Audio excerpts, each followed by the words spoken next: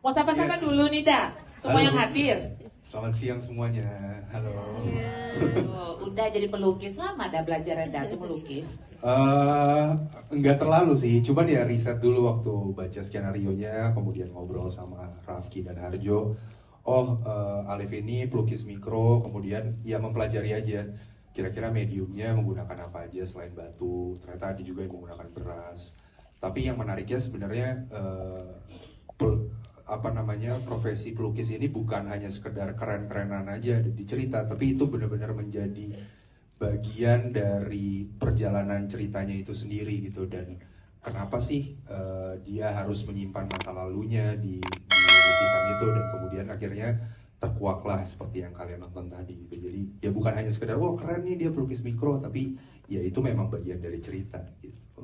Oh, by the way, untuk teman-teman yang lagi pada live ya, mau Instagram atau TikTok, hati-hati ini ya, spoiler ya, oke? Oke? Banyak nggak sih followersnya? Kalau nggak banyak nggak apa-apa kali Bu, ya kan? Lumayan buat nambah-nambahin ini ya, bikin orang happy ya, ya enggak? Alif, nanya lagi nih, seberapa dalam kamu mendalami karakter ini? Karena ini kan teka-tekinya banyak, terus kayaknya kalau orang hidup dengan trauma, child trauma, trauma dari keluarga, itu kan pasti rungsing banget gitu kan? Gimana kamu mendalami karakter Alif ini? Em, karena mungkin skenarionya sendiri udah sangat sempurna dan sangat sangat bagus gitu ya, secara drama, secara twist dan segala macam. Jadi buat saya lebih banyak ngobrol sama Rafki dan Harjo untuk kita ngulitin mau karakter Alif ini dibawa kemana gitu. Ya kalau memang ada trauma masa kecil saya yang harus saya recall lagi, ya itu memang udah menjadi eh, bagian dari pekerjaan saya untuk mengeluarkan emosi itu ketika saya bermain. Tapi ya itu saya simpan sendiri aja gitu. Iya, iya, Mau iya. tahu nggak traumanya? Enggak kan? Aduh, takut ketepak, Bapak Ibu, bukan apa-apa. Masalah hidup kita juga udah berat. Iya gitu. Oke, udah terima kasih ya. Ini Uni di sebelah jangan ketawa. Menurut KBBI sih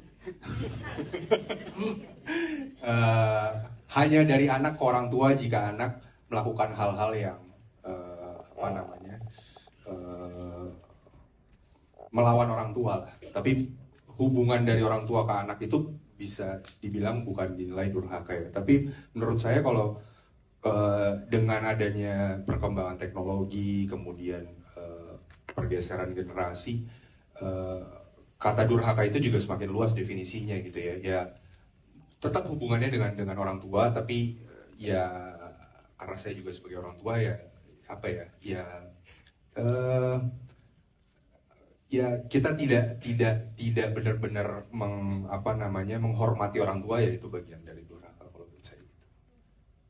Itu ya, Mas Iqbal. Oke, udah kasih jempol. Thank you banget, terima kasih. Silakan. Nadine, karakter Nadine yang intens banget. Are you okay now? Sudah sehat?